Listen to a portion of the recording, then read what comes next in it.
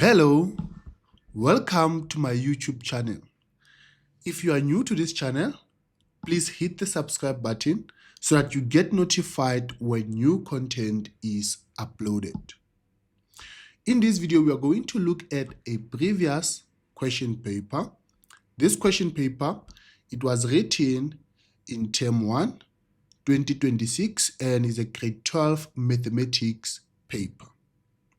Please note that this question paper is from the Department of Education and is a DBE, Department of Education in Free State. So without any waste of time, we are going to start to answer these questions and maybe help you understand how to approach these questions. The first question that we have is a solve for x. So we have to solve for x if we are given 3 minus x all multiplied by 2x plus 1, and it is equated to 0. So we need to know that if we have two factors that are multiplying, and when they are multiplying, they are equated to 0. This means we have to apply what is called a zero factor law. And a zero factor law simply says if one factor is equal to 0, then the whole product is going to be equal to 0, because any number multiplied by 0, that is going to be 0. So if this is 0, if we multiply 0 by the whole thing, that means everything is going to be equal to 0. So the same will happen if ever we had now to let the other factor to be 0. That means you're going to have this factor multiplying with 0, and then we're going to get 0. So now, this zero factor law, it says that if ever one factor is equal to 0, then the whole product is going to be equal to 0. Or if both factors are equal to 0, then the product is going to be equal to 0, because 0 multiplied by 0 is 0. So the way we do this, we say now, okay, if the first factor, which is 3 minus x, is equal to 0, then the whole thing is 0, then the equation is true.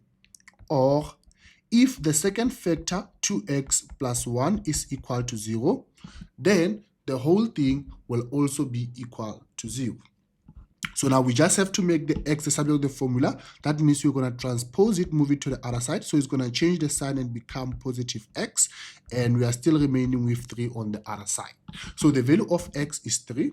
Or the value of x is going to be what? If we come to this equation, we're going to move the 1 to the other side. And then when we move it, it's going to change the sign and become negative 1. And we have to divide both sides by 2 so that we leave x as a subject of the formula. Then x is equal negative 1 over 2. So these are the two solutions to the first problem. So now when we move on to the second problem, we have to also solve for x. And we are given x plus 2 all raised to the power of 2 is equal 3x into x minus 2. And then on the statement, it is specified that we need to correct our answers to 2 decimal places. So when you are doing grade 12 and you are on the solve for x question and you get this statement, you need to know that you're going to get a quadratic expression that cannot be factorized, and you have to use a quadratic equation to solve it. So now, the first thing that we need to do here is to simplify the whole equation so that we have what? We have quadratic expression on one side of the equation. So we're going to simplify this part. Remember now, if something is squared, that means is that thing multiplied by itself. So we have x plus 2 multiplied by x plus 2. And then on the other side of the equation, to simplify, that means whatever that is outside the bracket will multiply with everything that is inside the bracket. So the 3x will multiply with the x, and then we get 3x squared. And again, 3x will multiply with the negative 2, and then we get the negative 6x. So on the right, everything is simplified, but we still have to simplify again on the left. So on the left, we say now everything inside the first bracket will multiply with everything on the other side of the bracket. So the x will first multiply with both the terms, and then we're going to move on to say now 2 will also have to multiply with those terms on the other side of the bracket. So now we're going to say now x multiplied by x, that's going to give us x squared. X multiplied by 2, that's going to give us 2x. 2 multiplied by x, that's going to be 2x. 2 multiplied by 2, that's going to be 4. And then if you look at the right-hand side, we know that we have to get a quadratic expression on one side of the equation. So we can automatically transpose these things on the left, on the right to the left. But now remember, when you transpose, everything changes the sign. So this means now when we move the 3x squared to the left, that is going to be negative 3x squared. Then if we move the negative 6x to the left, that is going to be positive 6x. And then we are only going to be left with 0 on the right-hand side of the equation. So now when we are here, we can add the like terms. So now we can see now we have x squared and minus 3x squared. So if we say x squared minus 3x squared, we are going to get negative 2x squared. Then if you look at this, we have 2x plus 2x, which is 4. And then we have plus 6, which will make it to be 10x. And then if you look at the constant, we just only have 4 there. That means now we're going to have now plus 4. So this will be the quadratic expression that we have. So now if we are on this quadratic expression, one person will see that we actually have a common factor, which is negative 2. And then you will divide with the common factor so that you make the coefficient of x squared to be 1. But now in this case, it's not necessary because you are going to use a quadratic equation either way. And that is because now on the question, we are told that we have to round off the answers to 2 decimal places. So it doesn't matter if you divide by 2 or you just use your quadratic equation where you are, you're still going to get the same answer.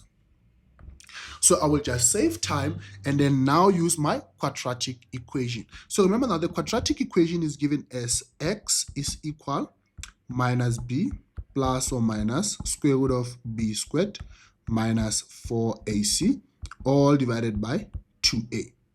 So we need to know that the coefficient of x squared is a, the coefficient of x is b, and a constant is represented by c. So now we will substitute all these variables on our quadratic equation. So where we see now b, we are going to substitute now 10 because b is 10.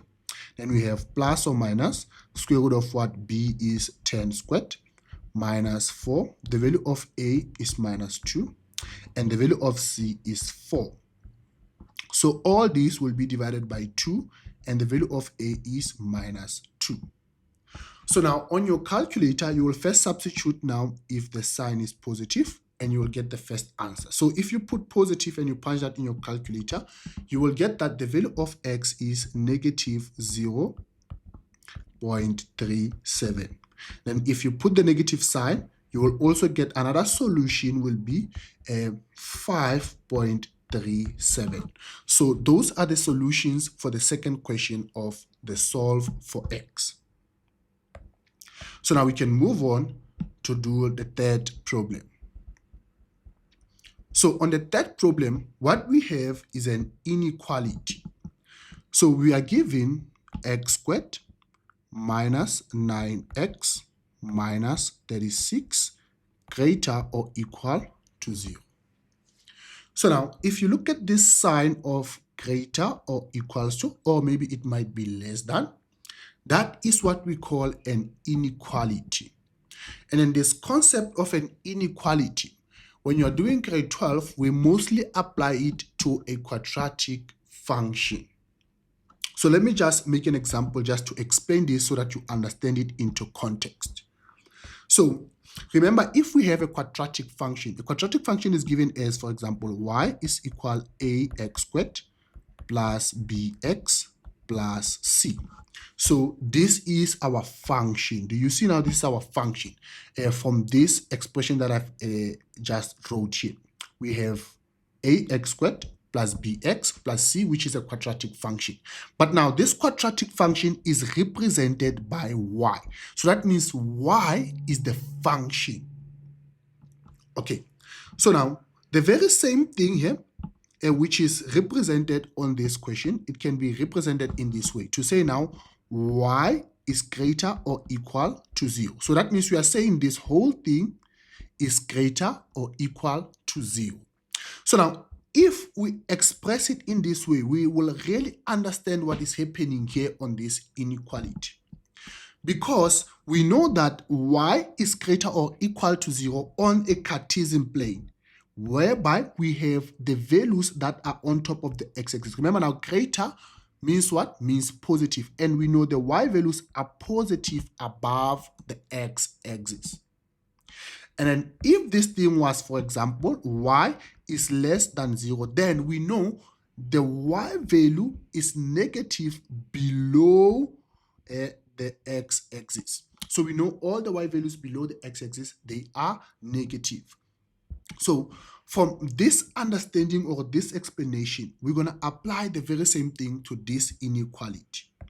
So now on this inequality, we are told that the function of a quadratic function is actually greater or equal to 0. So that means on our function on our Cartesian plane, we're going to look for the values that are above the x-axis, where the function is positive.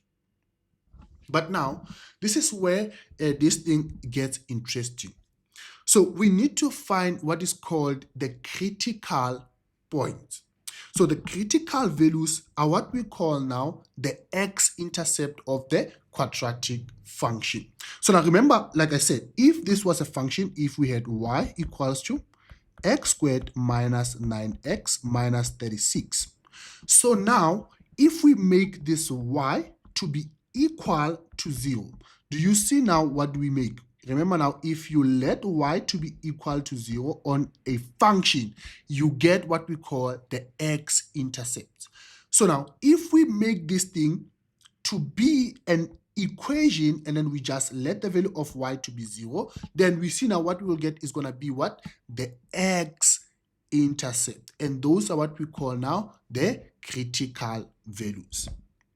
So now this is what you would do to get your critical values. You say now, okay, for me to get the critical values, what I need to do now, I just have to say, okay, for critical values, I'm going to let my equation just to not be an inequality, but to be an equation. So you're going to say what? You're going to solve for your x-intercept, which are your critical values. So you're going to have x squared minus 9x minus 36 being equal to 0.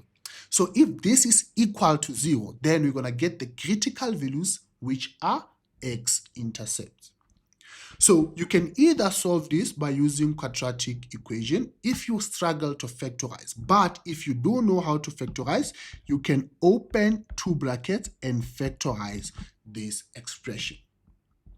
So now when you factorize the expression, you're going to say, how can you write x squared? You can write x squared by saying x multiplied by x.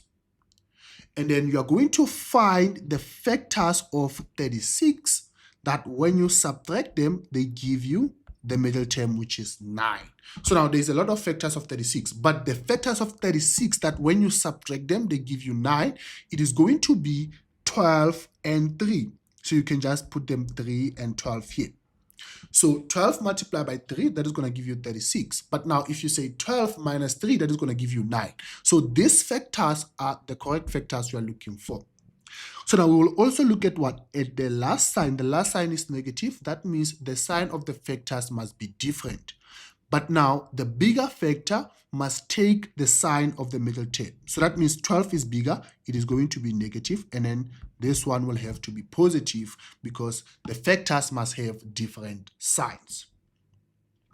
So now from this, we apply the zero factor law and then we get the critical values. So you do see that the critical values are going to be what? Are going to be negative 3 is to positive 12. Remember now, when you solve here, you transpose. You're going to say x plus 3 is equal to 0, and then you have to transpose.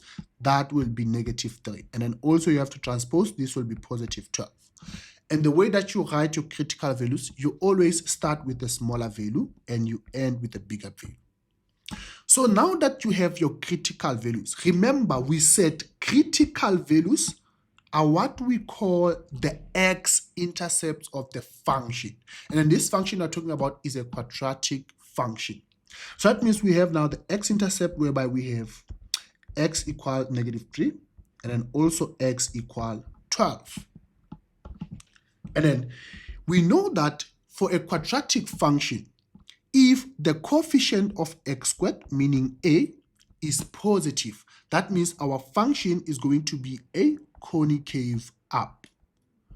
But now if the coefficient of a was negative, the function is going to be a concave down. So now from this expression of ours, we can clearly see now the coefficient of x squared here is positive. So that means the function is going to be a concave up, but it will pass through the critical point. So that is why we're going to say, okay, this is going to be a concave up that is passing through the critical points. So this is how our function will look like. So now to answer the question, we are going to look at the sign here to say we are looking for where the function, remember this function here is the value of y. So that means we are looking for where the function, meaning where the value of y is greater or equal to 0. So now greater means positive. Remember, y is positive above the x-axis. Remember now this is our x-axis whereby we get the x-intercept, the critical values. So above the x-axis, that is where the function is positive. So our function is positive from this point, moving on like that. And then it's also positive from this point, moving on like that. So we can see that the solution to this problem is all the values of x that are less or equal -3. Because you see now, all the values that are going in this side that are less than -3, it is whereby the function is going to be positive. And then we have to include the 0 because now a 0 is also included on the equation or on the inequality problem. And then the other values will be the values that are greater or equal to 12, because as we move like this, we get the values that are greater than 12 for x values. And then on that x values, the function is positive. The y values are positive. So that is how we would answer that inequality. I hope this explanation will help you to answer all other types of inequalities. So now next we have to move on to the following problem. And then this problem is actually to solve for x and y simultaneously. So we have the first equation being 3x minus y equal 4. So that is the first equation. Then we have x squared plus 2xy minus y squared being equal -2. And this is equation number 2. So now, when we solve for simultaneous equation, we have so many methods we can use. But now, this method that I'm going to use is called a substitution method, and it works best for all the types of simultaneous equations. You can never go wrong with this one. For example, in this case, when you try to use the elimination method, if you know about it, that is going to be quite challenging because you want to get rid of something, and that's going to be quite challenging in these regards. But now a substitution method, it works best for every type of a simultaneous equation. So that I will advise you to understand this method that I will use. If you just understand it, you are good to go. So now the substitution method simply says that the first thing that you need to do, you must make one of the variable to be a subject of the formula.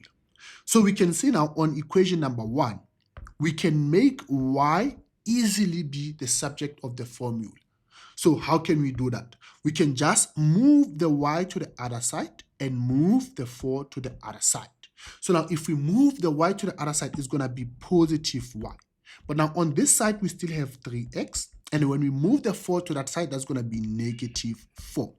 So in this case, we have made y the subject of the formula. And then this equation, we're just going to label it equation 1a. because it's the same thing as equation number 1, but now it is whereby we have altered it and make one of the variable to be the subject of the formula. So now, the step of the substitution, this is where it comes. It says now we must substitute the equation that we have made a subject of the formula. That means we must substitute equation 1a into another equation that is not equation 1. So that means that another equation is going to be equation 2. So that means you will be wrong if you were to substitute equation 1 on equation 1. That means if you substitute equation 1a on equation 1, you're just going to get 0 equals 0. It's not going to make sense. So after you make y substitute the formula, you must take this and substitute it on another equation, which is now equation number 2. So now, on this equation number 2, where we see y, we're going to place this value. Where we see y, we put 3x minus 4. Where we see y, we put 3x minus 4. So let's do that substitution. So we're going to say on our equation number 2, we have x squared plus 2x. But now we have y here. So in place of y, we're going to put 3x minus 4. Then we also have now the y squared. So where we see y, we put what? 3x minus 4. But that y was squared, so we must square everything. And then this is equal to negative 2. So that means we have done the substitution method. Now what we have to do, we have to now solve for x. Because now the variable that we only have in this equation now, it is only x. So that means we can solve for x. So to solve for x here, we have to simplify everything and see what we get. So we're going to simplify this bracket first by saying what is outside will multiply with what is inside. And then on this part here, we're going to open two brackets. So remember, you can open two brackets and then you will multiply them around. But I'm just going to do it in one method that is going to actually save us time. So now how do we do this? We're going to say now we have x squared. And then we're going to say 2x multiplied by 3x. That is going to give us 6x squared. Then we're going to say 2x multiplied by negative 4. That is going to give us negative 8x. And then you see this negative sign, it is very much important. You must put it there. And then whatever that you simplify this to be, you will multiply everything from that by the negative sign. So now this part here, you can also simplify it by saying you just square the first term. So you're going to say now 3x squared, that is going to give us 9x squared. And then what do? You say now 3x multiplied by negative 4. 3x multiplied by negative 4, that is going to give us negative 12x. And then you multiply that by 2. So that means you're going to get what? Negative 24x. So that is how you get the numbers in between. And then the last step, it will be just for you to square the last term, which you will say now negative 4 all squared. And that is going to give you positive 16. So that means we have simplified all this, but another way you have to simplify it is just to open two brackets, and then what is on the other side of the bracket will multiply with everything on the other side of the bracket. That is one way you can go about that. And then now we have this thing being equated to negative 2. So now we just have to remove this negative sign, but we can clearly see now we can add these first two terms. We have x squared plus 6x squared. That's going to give us 7x squared. Then we have minus 8x. So when you multiply everything inside by negative, that means everything inside will change the sign. So 9x squared was positive, so it's going to become negative x squared. And this will become positive 24x, and this will become negative 16. And then we can already move the 2 to the other side. So remember now, if we move the 2 to the other side, the negative 2, when it comes to this side, it's going to become a positive 2. And then all this is equal to 0. So now we still have to add the like terms. So now when we add the like terms, you can see we have 7x squared and minus 9x squared. So 7x squared minus 9x squared, that will give us negative 2x squared. And then we also have now negative 8x plus 24x. So now if you say negative 8 plus 24, that is going to give us, I think, positive 16x. And then now we're going to add the constants here. So we have negative 16 plus 2. Negative 16 plus 2, that is going to give us negative 14. And then we have this equal to 0. So I don't have a space here. I'm going to take this thing here and write it at the top so that we can continue to solve the problem. So I'm going to erase what we have here. And we continue to write the problem. So please just note that we also have that equation 1a, which is y equals to, and let me just quickly check, it was 3x minus 4. Yes, we had that equation 1a, which we are going to use to get the values of y. So, but now, to get the values of x, we have this equation here, which is negative 2x squared plus 16x minus 14 equal to 0. So that means we can now solve for the value of x. So how can we solve for the value of x? One person will want to use now the quadratic equation. That is also a correct way to do. But one person will see now I can divide everything by negative 2 to simplify this expression. And then I will see if ever I can factorize or not. So if everything is divided by negative 2, we're going to get, now we have x squared. And then 16 divided by negative 2, that's going to be negative 8x. And then if we have negative 14 divided by negative 2, that is positive 7. And then we have equal to 0. So now when we are here, we can factorize by opening two brackets. And then we say, now how can we write x squared? We can say x multiplied by x. So now we look for the factors of 7 that when we add them, they give us 8. And the factors of 7 is just 1 and 7. And then they do give us 8 when we add them. So that means they are correct. So now this last sign is positive. That means the factors that we have must have the same signs. But now they must take the sign of the middle term. So the middle term is negative. So that means both the factors must be negative. So now when we apply the zero factor law here, we're going to get that x is equal 1 or x is equal 7. So these are the values of x that we get. But remember, we are not only solving for x, we are also solving for y. So from this equation 1a, we're just going to substitute the value of x and get the value of y. So now you're going to say now, where x is 1, you're going to get the value of y. So you're going to say 3, and where you see x there, you substitute 1, then you minus 4. So that means where x is 1, the value of y is how much? 3 multiplied by 1, that's 3, minus 4, that is going to be minus 1. So you can just write it in a coordinate form to say where x is 1, y is negative 1. Then you will also have to do the same thing here. You will say now, on this equation 1a, you will substitute when x is 7. So you're going to say you have y equals to 3, where x is 7, and then you minus 4. So now you're going to say now 3 multiplied by 7, 3 multiplied by 7, that is 21. Then 21 minus 4, that is going to give us 17. So now when the x value is 7, the y value is 17. So that is how you do the simultaneous equation. So now we're going to move on now to answer the next question. And then this question that we have here is question number 1.3.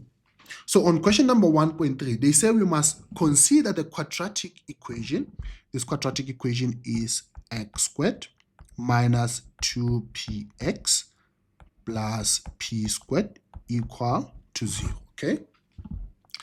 So 3.3.1. It says, show that this equation always has equal roots for any real values of p. So now, what do we mean, or what do we talk about when you talk about equal roots? But okay, let me just say, what do we talk about when you talk about roots? Okay, so first of all, you need to know that when we talk about roots, we talk also about the x-intercept. So remember now, x-intercept, this is very much important because we are having a quadratic function here, and then we equate it to 0. So the roots, we refer to them as what? As x-intercept. Okay, so now, what we talk about when you talk about a nature now. So the nature of roots, remember now, roots can either be real roots or they can be non-real roots. So let me just explain this further. So sometimes you will get a quadratic function, whereby let's say now on the quadratic function, you just have your quadratic function just touching the x-intercept at one point. Okay, so do you see now, at this one point, most of the time we know that the quadratic function will always have two x-intercept, but if it touches at one point, it only has one x-intercept. Okay, so if that is the case, we know that the nature of roots are what? We have now the roots exist. So now they exist. We have the x-intercept, so they are real. Okay, because they exist. But now they are going to be equal roots because now we only have one intercept. So that means we have a real root, but they are equal roots. And we're going to also get, for example, whereby now this quadratic function of ours is having now two x-intercepts. Okay, so now look at this. We have the x-intercept. So this means now the nature of roots is going to be real. But now what is going to happen? We are going to have unequal roots. We're going to have a one root there, one root. We have two roots. We have real roots, but those are unequal roots. And then now another scenario, it is whereby now you have your quadratic function that is not having an x-intercept. So in this case, the roots, they don't exist. So that is where we're going to say now we have non-real roots. Okay, but that doesn't mean now we don't have a function. We are just saying the roots are non-real. The function, it is still there, but we don't have any x-intercept.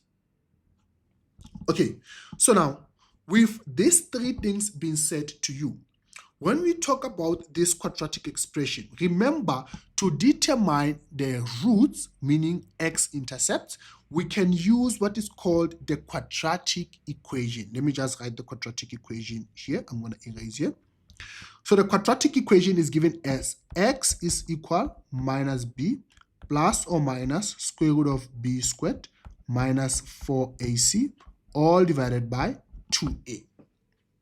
So now this thing here, it is what determines our roots. Actually, it is our roots. Okay, so now what is it that will determine the nature of roots? Remember now, the nature of roots will either be real or non-real. So now from this, we know that we only have now this thing here at the denominator. If this thing at the denominator is equal to 0, and then anything divided by 0, it is going to be undefined. So it's going to be non-real. But now, this rule, we're going to cancel it out because it is impossible to have a quadratic function and you have the value of a to be equal to 0. Because this thing can only be 0 if a is 0. So now you can't have a quadratic function if the coefficient of x squared is 0. So that means the first part of trying to say if the denominator is equal to 0, then we're going to get non-real roots. It's not going to work. So that means the bottom part, we're not going to work with it to determine the nature of roots. But now what is left is that we know that if we have a square root, if what is inside the square root is positive, then we are going to get real roots. But if what is inside the square root is negative, then we are not going to get any real roots. We're going to get non-real roots. So now, what is important here, it is going to be something that is inside the square root.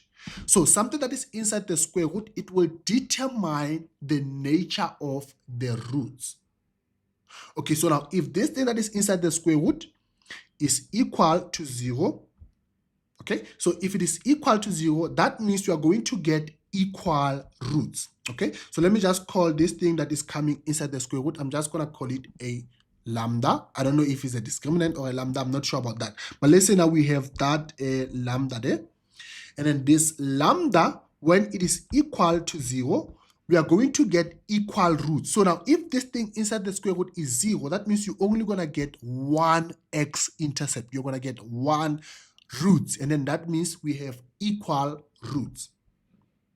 Okay, so now if what we have inside the square root is greater than 0, then we are going to get two real roots. So now if this delta is actually greater than 0, we are going to get two unequal roots, but now they are going to be real roots.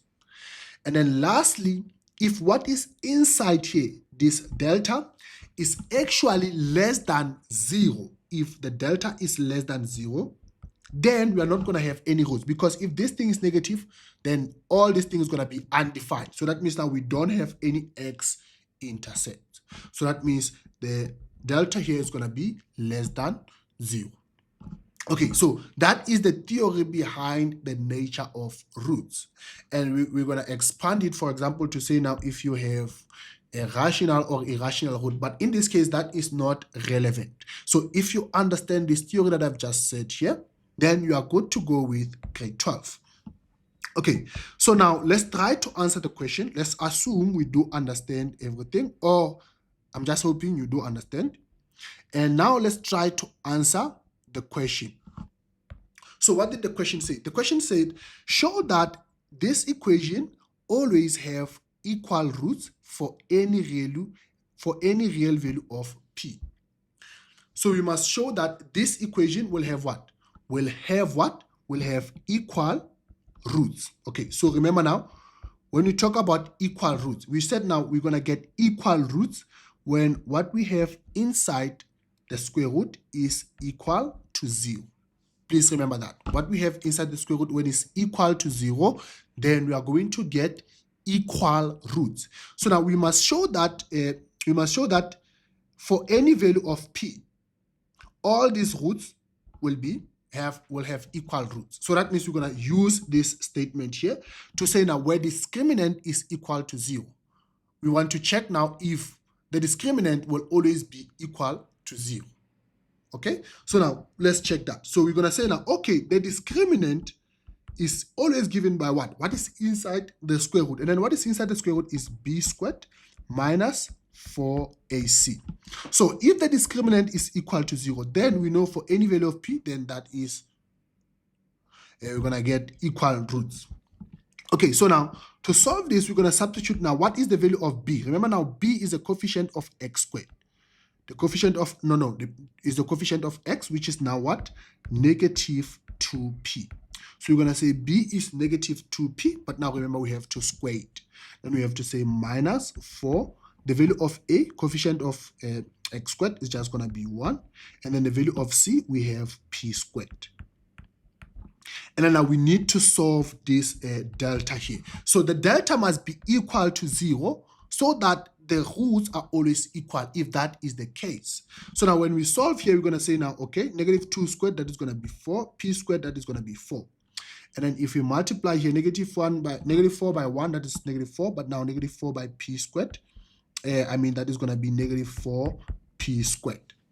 And then do you see now, the 4p squared will cancel out with the 4p squared, and then the delta is going to be equal to 0. So in this case, we have proved that for any value of p that we have here, we're always going to get what? One x-intercept. We're always going to get equal roots. I hope that makes sense.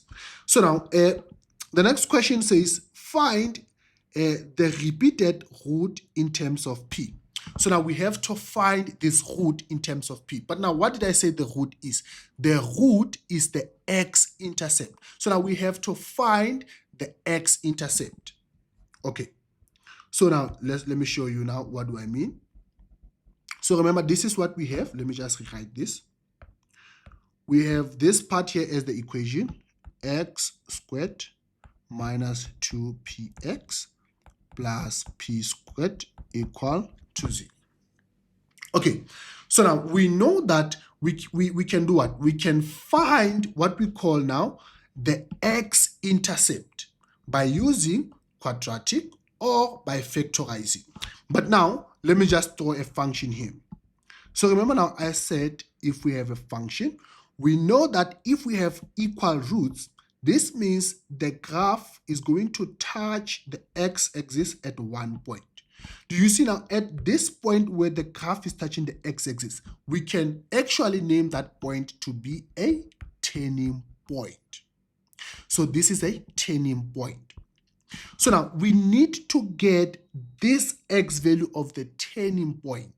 So now the easiest way to get the x value is to apply now the turning point equation to say now if we have x, the x value of the turning point is equals to minus b over 2a. That is one way we can do that, okay?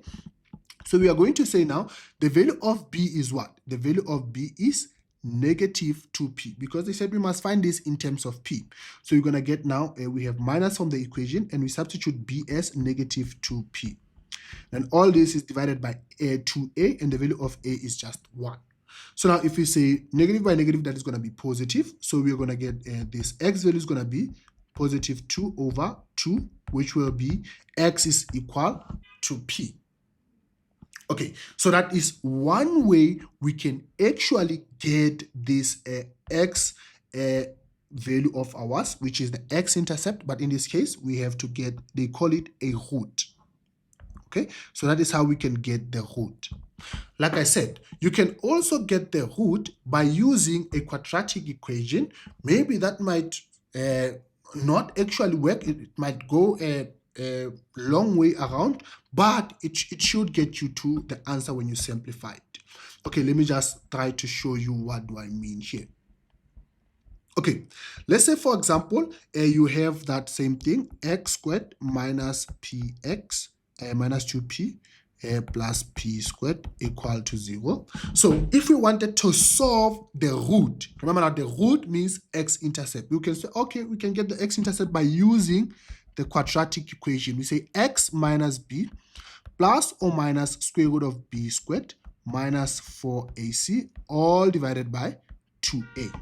So now this thing already shows you what we're going to get. Remember, we have already solved that this discriminant here, it's just going to be a 0. I mean, this delta here is going to be equal to 0. But you can substitute it and check now what is going to happen. But we know that that thing is equal to 0. We have solved it on the previous question. So do you see now this equation of ours is just going to simplify again to be a turning point equation. So it's still the very same thing. So you are always going to get now again the value of x as p, even if you solve it by using this quadratic equation. Okay, so that is how you're going to use the nature of root. I hope the explanation helps you to solve even problems that are more complicated than this. Okay, so now we can move on now to the next question.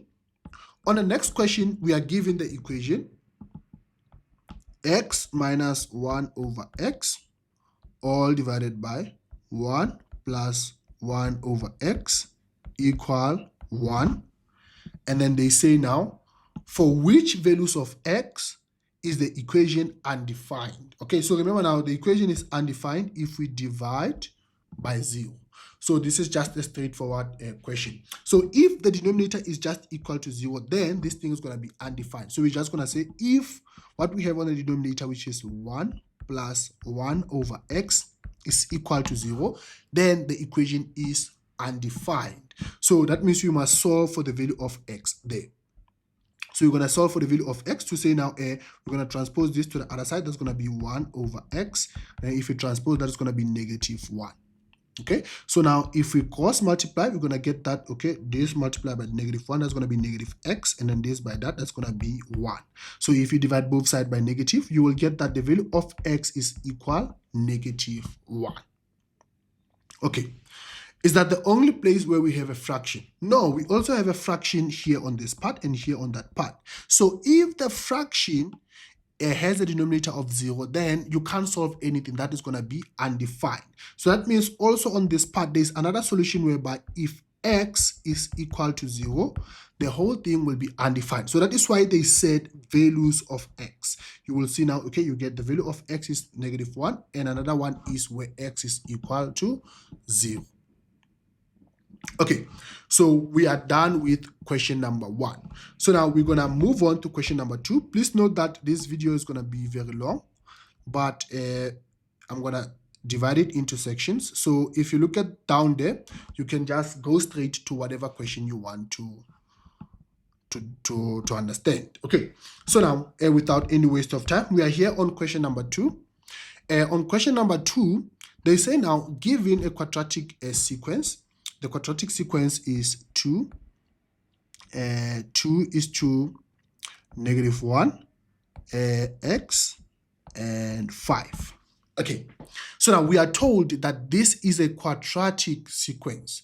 What do we know about a quadratic sequence? A quadratic sequence, it has the second difference as common.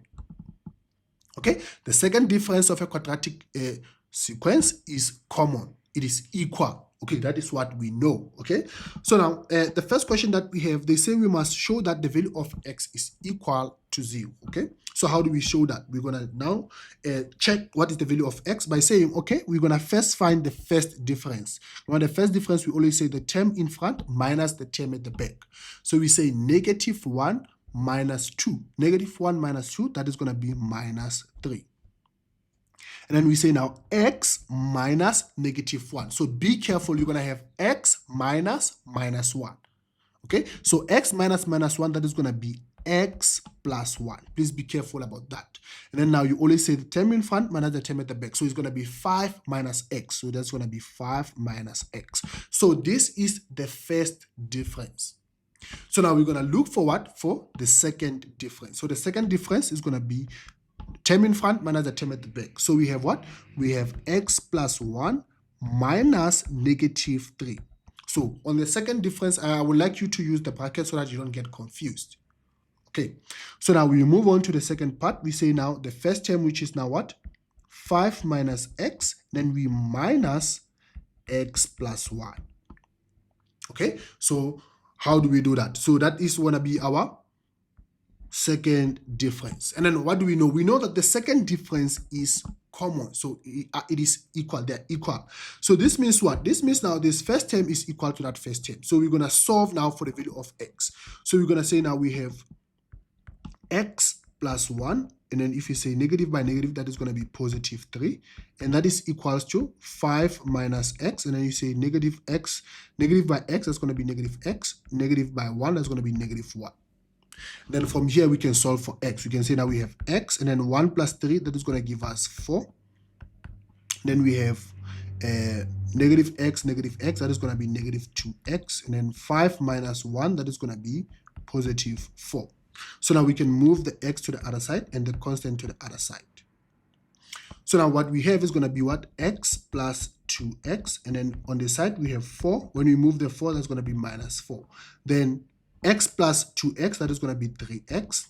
And then this thing here, 4 minus 4 is 0. So if you divide both sides by 3, so you can clearly see that the value of x is going to be equal to 0. So that is how we will show that the value of x is equal to 0. Okay, so now the second problem, it says we must determine the general solution or the general term of the above sequence. So now for us to determine the general term, we can now substitute the value of x on the first difference on our sequence, and then just get the first and second difference so that we can just solve this problem. Okay, so I can just erase this part here and then say that, okay, this sequence of ours, we now know the value of x is actually equal 0.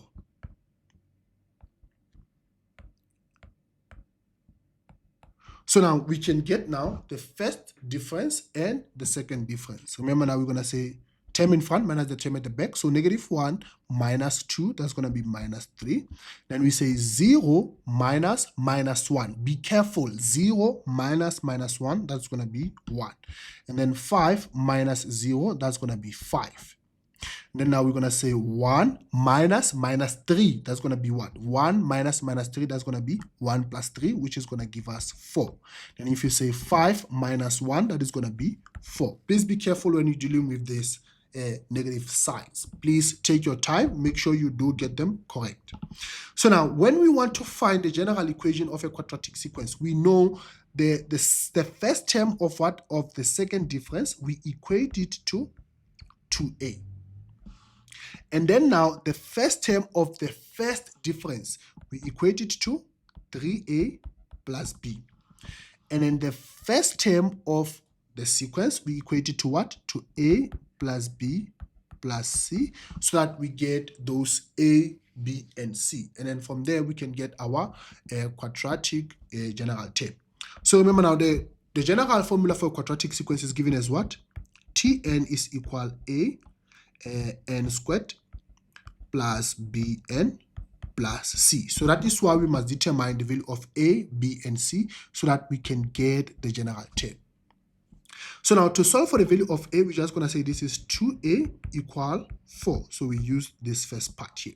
So now we get the value of a by dividing both sides. So the value of a is going to be equals to 4 divided by 2. That is going to be 2.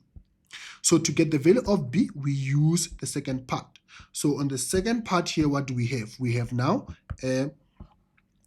3a plus b being equal -3. So you always equate to the first term. So now we already know the value of a, so you're going to substitute it. So this is going to be 3 into 2 plus b equal -3.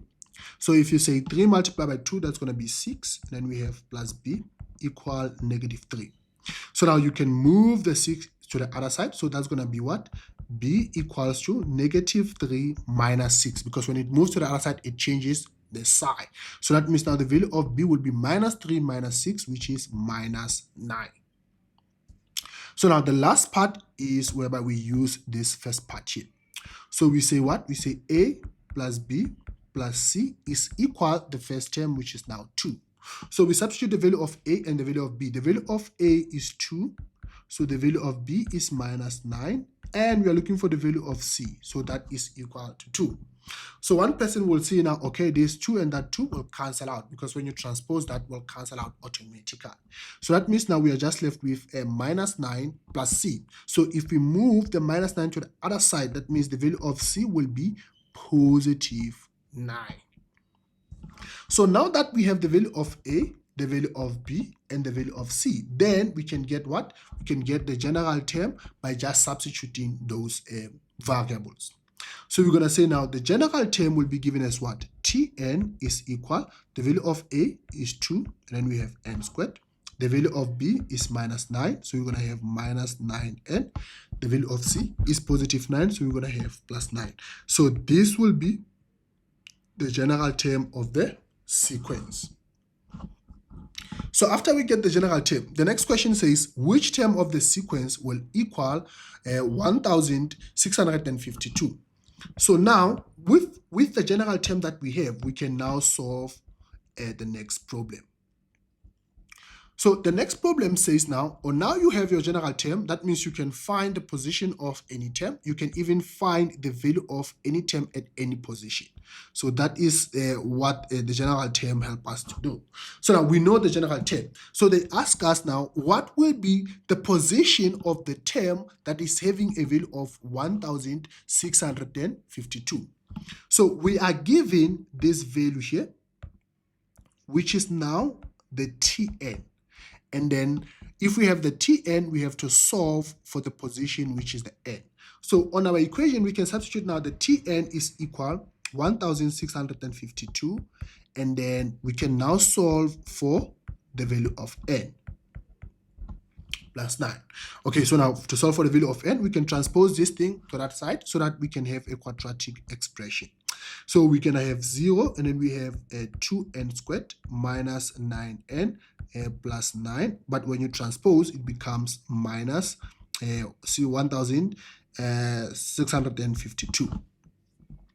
So now when you simplify that, that's going to be 2n squared plus 9n. And then 9 minus 1652 is equal to -1643.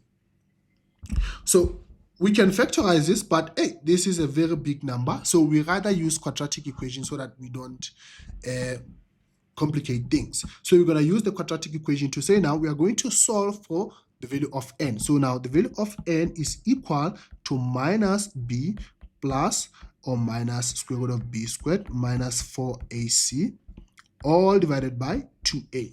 So we're going to substitute now the value of b. So what is the value of b? The value of b from this equation here, you're going to say now the value of b is 9. So we're going to say 9 plus or minus, what is the value of b? The value of b is 9. So that is 9 squared minus 4. The value of a is 2.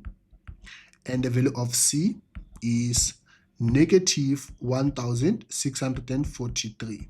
I'm sorry that I don't have enough space there. And then all this is divided by 2 into the value of a. The value of a, which is 2.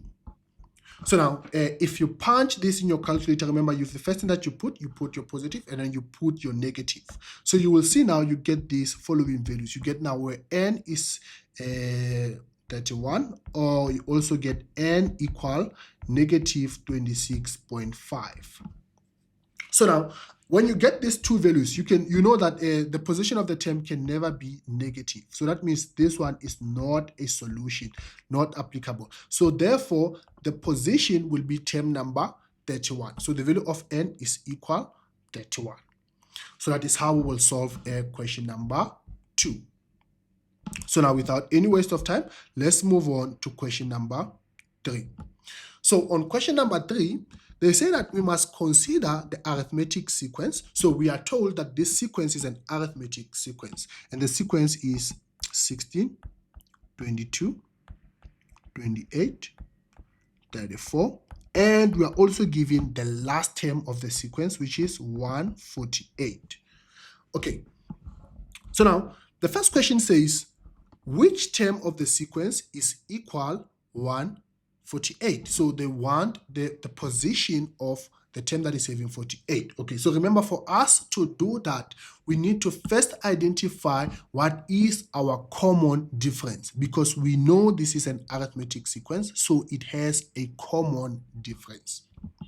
So to get the common difference, we say now, first, term in front minus the term at the back. So we say 22 minus 16. 22 minus 16 is going to give us how much? So I think that is going to be 6. Okay, and then if you say now 28 minus 22, that's going to be 6. And like that, that's going to be 6. It will be 6 because they already told us that this is an arithmetic. So if it is not 6, if it's not common, then the problem is not a correct problem. Okay, so now that we have the constant difference, so we're going to use the general term of an arithmetic sequence. Remember now, the general term of an arithmetic sequence is given as Tn is equal a plus n minus 1 multiplied by d. So on the problem, we are given the value of the last term. And that means we have now Tn. So we also have the value of a, which is the first term of the sequence, and we have also determined the value of d. So that means if we substitute those three variables, we can actually get the value of n, since it will be the one unknown variable. So what we will do, we'll substitute now, okay? Tn is equal to how much? 148. And then we have now the value of a, 16. We have plus n minus 1. And the value of what? The value of d is equal to 6. So now we can simplify here to say now we have now this will multiply with that will multiply with that, okay? So we're going to have now this thing, we can move it to the other side automatically. So we're going to have now 148 minus 16. And then we say now 6 multiplied by n, that is going to be 6n. 6 multiplied by negative 1, that is going to be negative 6. So already from here, we can also see that we have to transpose this to the other side. So that means you're going to have now 148 minus 16 plus 6 equal 6n. So remember now, you can just add these things first, and then you add after like that.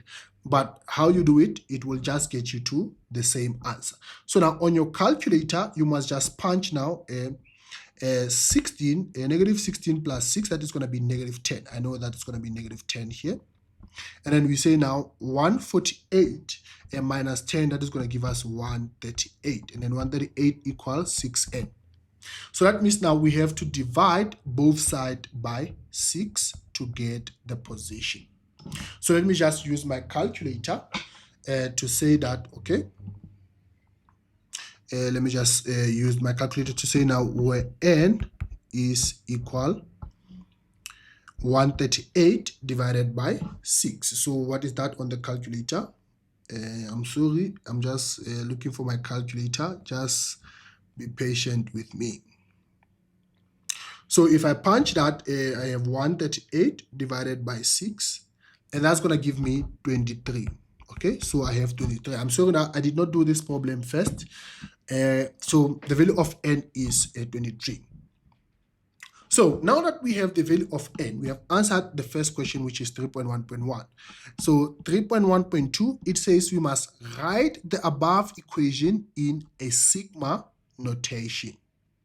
Okay, so I'm just going to erase here so that I explain to you how to write an equation in a sigma notation.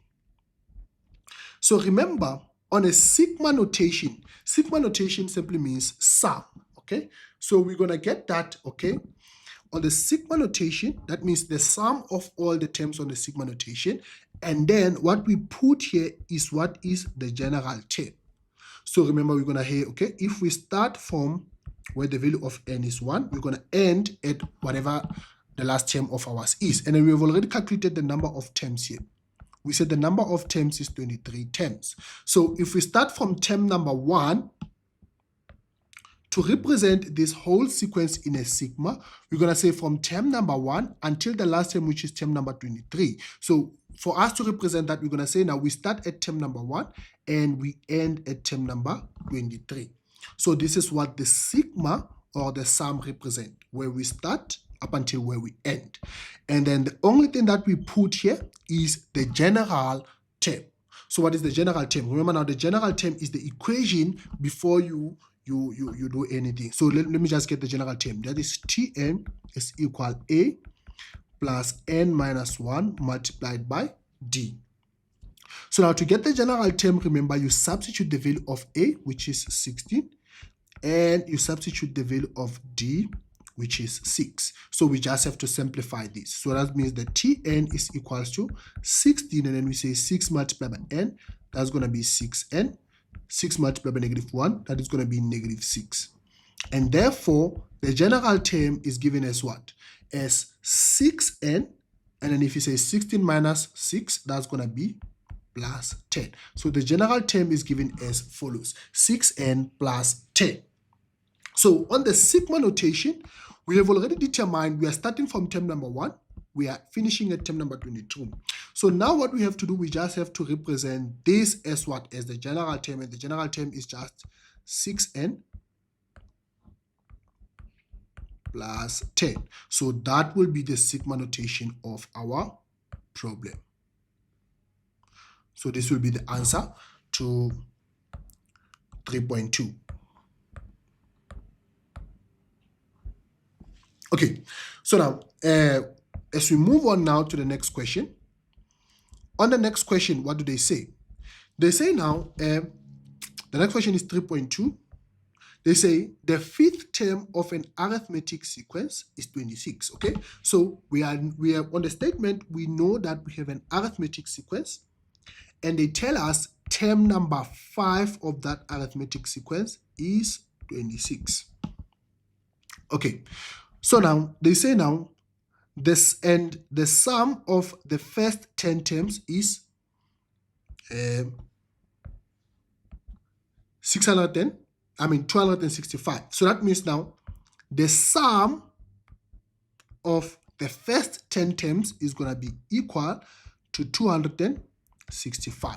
Okay, so now let's try to answer this problem. Let me try to erase what I have here, because I see we are not going to need this anymore. So now, the first problem says determine the first term and the common difference. Okay, so on the first statement, we are told that term number 5 is equal 26. Okay, so now remember now, for arithmetic sequence, we know that Tn is equal A plus n minus 1 multiplied by D. So now when we talk about term number 5, we know the value of n is 5. We don't know the value of A, we don't know the value of D. But now we know that term number 5, it has the value of 26. So that means we can put Tn as 26, and then we're going to substitute now n as 5, because that is term number 5. Then we have minus 1, but we don't know what is the difference. So we can simplify this first equation to say we have 26 equals to A, and then inside we have 5 minus 1, which is 4, and then 4 multiplied by D, that is going to be 4D. So this is going to be our equation 1 that we get from this first statement. Okay, so now on the second statement, we are also given the sum of the 10 terms. So now look at this. We also know the sum equation. The sum equation of arithmetic sequence is given as what? As n over 2 into what? Into 2a plus n minus 1 multiplied by d. So now, from this equation, we're going to substitute now at the value of the sum. The value of the sum is how much? Is 265. So we're going to say we have 265.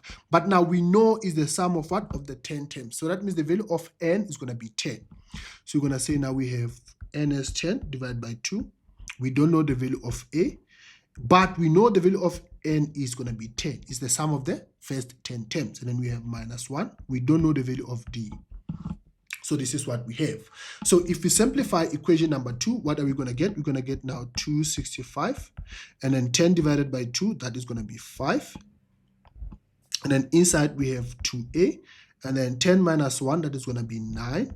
9 multiplied by d, that's going to be 9d. Okay, so now if we just simplify, we multiply this and that. So we're going to get that at 265 is equal 5 multiplied by 2, that's going to give us 10a. And then 5 multiplied by 9, that is going to give us a 49. 45d, not 49. Okay, so now that we are here, we are going to solve this using simultaneous. I just want to charge my pencil here, is getting flat. And now that we have these two equations, we are going to use now what is called now the simultaneous equation. So that is going to be now our equation number 2. Okay, so if I charge this pencil, it's not working, guys. So I'm just going to quickly finish this, and the next question we will do them on the next video. So that is going to be our equation number 2. Okay, so now that we have equation 1 and equation number 2, what do we have to do? We have to now solve this for simultaneous. Remember now, when we solve for simultaneous equation, we make one of the variable a subject of the formula. Like on this equation, we can make a subject of the formula easily. Or we can use a elimination method in this case. Okay, I don't know you know how to use a substitution method. I'm just gonna try to do an elimination method with you so you know how it works. So we're gonna write the first equation. The first equation is 26 equal a plus 4d. And the second equation we have 265 equal 10a plus 45d. Okay, so now the easiest way or the easiest thing to eliminate is a here, because we can easily make this thing to be 10a at the top. How can we make it to be 10a? We can multiply everything else by 10. So if we multiply everything by 10 on this equation here, we are going to get that equation is going to be now simplified, or is going to now tend to be 26 multiplied by 10, which is 260. And then a multiplied by 10, that is going to be 10a. And then 4 multiplied by 10, which is going to be 40d. Okay, so now that we have a variable that we can eliminate, we just subtract the two equations. So you're going to say 265 minus 260, that is going to give us 5. And if you say 10a minus 10a, it already eliminates the value of a. That's the intention of this. So now we have 45 minus 40, which is going to give us 5d. And then if you divide both sides by 5, we're going to get that the value of d is equal to 1. Okay, so now that we have the value of d, we can use any equation to solve for value of a. So for example, we can just remove all this and just use this first equation, substitute the value of d as 1, and we get the value of a. So now we're going to say we have 26 here, and this is the value of a. 4 multiplied by 1, that is going to be 4. And if you transpose the 4 to the other side, that's going to be what? A is equal 26 minus 4, and 26 minus 4, it is going to give us the value of a as 22. Okay, so that is how we solve that first problem. Okay, so I think we still have now the next problem that we have to solve. Okay, Okay, so the next problem says that this is going to be the last problem, but we are going to continue on the next video because my pencil is very flat and I don't want it to cut while we are still working. So the next problem says what? Says hence calculate the sum of the 37th term. So now we have the value of A. Now we can get the sum of the 37th term easily. So remember now, how do we do that? We have the value of A and we have the value of D. So I'm just going to erase this quickly. Just right here, the value of A, it was how much? The value of A is 22 and the value of D is 1. So we can get the value of the sum of any term. So we're just going to say the sum of any term on arithmetic sequence is n over 2. And then we have 2A plus n minus 1 multiplied by D. So now we're going to say the sum of 37th terms is going to be 37 over 2. And then we say now we have 2. The value of A is 22. And then we know that the value of n is 37 minus 1. And the value of D is 1. So from here, we can just get the sum of the 37th terms. So that is going to be how much? If you put all that in your calculator, you'll get 1,408. Thank you very much, guys. I'm going to pause here, but I will continue this on the next video.